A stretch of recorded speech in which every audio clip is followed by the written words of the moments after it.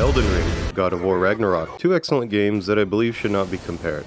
So I'm gonna compare them. As many of you know, Elden Ring won Game of the Year after an immense amount of anticipation. But in this video, I will be jumping back and forth between both games to show their strengths, weaknesses, and similarities. So now let's begin with Elden Ring. Elden Ring is the open world player's wet dream. It is unforgiving and doesn't hold your hand, while also granting you the ability to become your own boss. Areas are carefully designed to be explored at certain levels of experience, while also allowing you to charge forward, or come back later, if you want to. At the same time, somewhat defined lore is presented in a manner that is all too familiar with FromSoft players, which I like to call, beings of powers beyond human understanding have some cosmic fuckery, and because of that, your worthless ass has to rise up to change the fate of the world around you, and yourself. You start off as weak and useless, and decide to make those who look down on you lick your feet.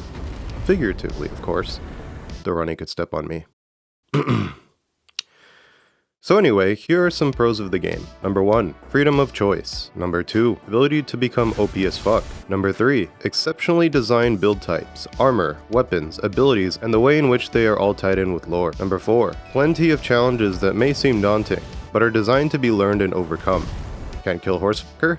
No worries, just get a horse. No, really. It's actually that easy. Number 5. The game introduces new elements like transportation, jumping, and clear ability separation to bring something simple, yet fresh to Soulsborne fans. Because yes, this game was made for fans of previous games and didn't expect to get so popular. Number 6. Actually good side quests. I'm talking to you, Ronnie and Alexander. Though yes, they can be convoluted. Number 7. Extraordinary locations with generally specific encounters that are clear products of their environment. Many damn examples. Number 8. Fantastic bosses. Number 9. A simpler and more efficient way to play with friends and strangers. And 10. Developers actually listening and keeping their game moving in a positive direction. Some cons are, and these are heavily disputed. Number 1. Inability to track progress in side missions and other aspects of the game, which is by design, but yes, it's ridiculous at times. Number 2. Some clear reskins from previous games, which depending on your personal views are great or lazy. Number 3. Invasions occurring only during co-op and the way in which they occur.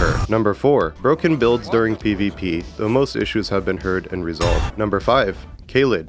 Get good. Number 6. Seemingly impossible side quests, unless you do additional research and do them in a very, very specific order, which can be tied in with number 1. Number 7, very expensive leveling up and upgrades, which incentivizes farming. Number 8, farming can be seen as a good or bad thing. Number 9, lag on PC for some reason. And 10, making me wait for DLC, though I'm glad a new one just came out. More can be added to both lists, but let's move on to God of War. The obvious part 2 to what can be defined as one of the best games since Puyo Puyo Tetris, God of War has been making strides since its release in 2018, and Ragnarok is no exception. Without spoiling too much of the story, Kratos and Atreus done goofed by starting Ragnarok, so they embark on a journey to see whether something can be done about it or not. So here are some positives of the game. Number 1, fast-paced and fluid combat, which is decently customizable. Number 2, ability to become very powerful, but not necessarily OP.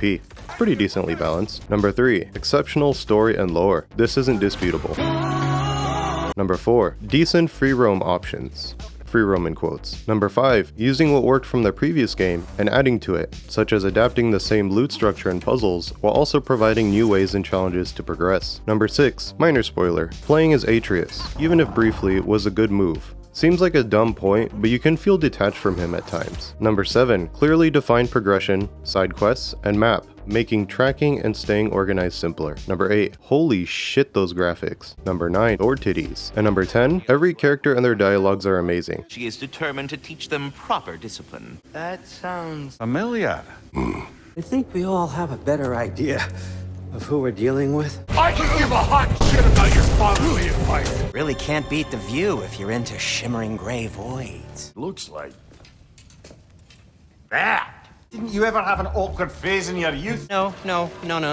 This is just to hold you in place while we shine this light. India's starting. Except when Atreus talks about Tyr. Now to some downsides, and these are somewhat debatable. Fight me. Number 1, though there are technical free roam options, like most story mode games, progression is incredibly linear. Number 2, and this is a personal gripe, loot that can only be unlocked later in the game, in regions that I may never or not want to come back to. Number 3, lots of recycling from the previous game, can be seen as good or lazy depending on what.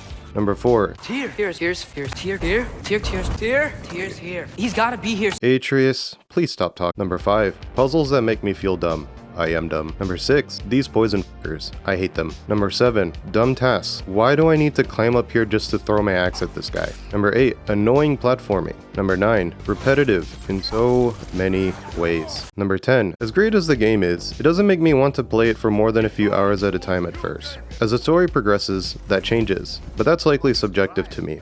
Let me know what you think. So now that we somewhat defined both games, their strengths and their weaknesses, let's compare them in a realistic way. I've seen a lot of dumb arguments as to why one game is better than the other, but if we were being objective, it isn't much of a competition. So let's just make some clear distinctions instead. Number 1, FromSoft games are not designed to hold your hand with the lore. It's crafted in a way that forces you to put pieces together while also allowing your imagination to fill in the gap, similar to the way the world actually works. Conversely, games like God of War spoon-feed you the vast majority of its lore, which is by design and is in no way good or bad. Whichever you prefer depends on what mood you're in, what games you typically play, and how you typically play them. Both of these approaches allow different forms of immersion and for different purposes. So if you prefer one method over the other, that is completely fine, but there is no right or wrong between them. Number 2, comparing their upgrade systems is pretty ridiculous. While both games have you encounter incredible feats, Elden Ring has taken a you choose your strengths approach, while God of War chose the classic earn your strengths approach. What I mean by this is with Elden Ring's system, the strengths of your character is determined by what you use and what you level up specifically, and everything gets harder to level up over time, making you choose your upgrades carefully. If you want to be a magic build, you focus on those abilities and stats. Strength, you focus on those weapons and stats, and so on. While this encourages you to choose wisely based on your playstyle, Elden Ring still provides the ability to respec your stats if you complete a certain area of the game, though you cannot respec weapons. God of War is simply an add to your abilities over time approach, and then certain button or key combinations will enable said abilities. Unlike Elden Ring, customization is very straightforward.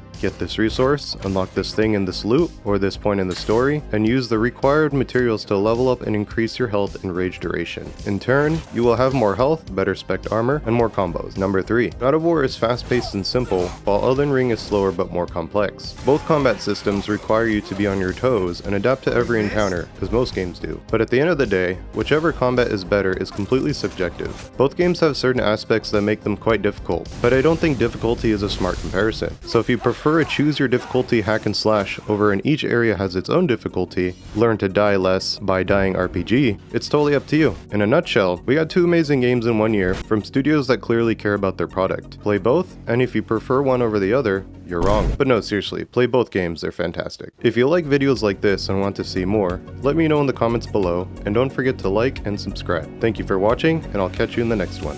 Peace.